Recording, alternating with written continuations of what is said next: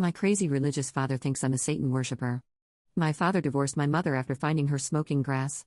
This was grounds for divorce to him. He also ended up getting custody of me, which meant hell on earth. I was 16 when I went to live with him, and in his religious house, I had no video games, no TV shows, but at least I was allowed a phone. Also, strictly no boys. He told me countless times that if he ever caught me with a boy, he would make me regret it and would point at a wooden paddle. Not like I could ever get boys anyway.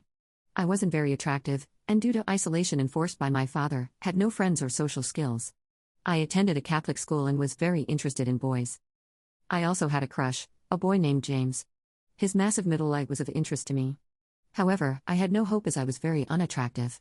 My face riddled with acne, my slim body, and greasy hair caused by my father forbidding shampoo in the house. I tried asking James out via text without my dad's knowledge. James screenshotted this message. Unbeknownst to me, James' father was friends with my father, and James was also a religious nut. He showed his dad the message, who showed mine. My father laid the smack down on me with the wooden paddle. If you were to look at my backside only, you could easily mistake me for Cicely Tyson. I never told anyone what happened as I was scared by my father.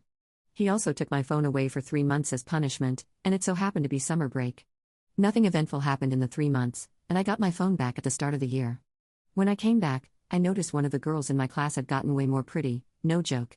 So I asked her how her face changed so much. She told me about a book with a skull on it which makes you more pretty called Facial Gains. That had my attention. She also told me that this guide was digital, and I could easily hide it from my father. This girl was one of the few people I could consider somewhat close.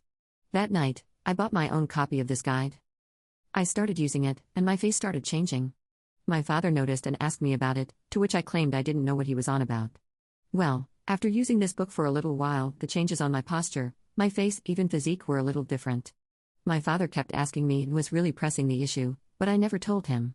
Well, then it happened. I came home from school one day to find him holding my phone, his eyes red with previously shed tears. I effing knew it. He shrieked. "You're a Satanist. My daughter is a Satanist." I was shocked. No cursing was a strict rule in this house. Before I could ask him what this was about, he pulled out my phone and showed me he had found the digital guide. It's Blacker voice, wretched, with a skull on it. A skull. Oh God. Please forgive my foolish daughter.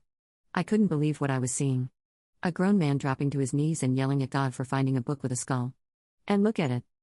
This is why you stand so straight now, why your jaw is so much sharper, why your whole demeanor has changed. You're straying after everything I've done. In the middle of his rant, he suffered a panic attack and I had to call the hospital. He was taken away, and I came with him.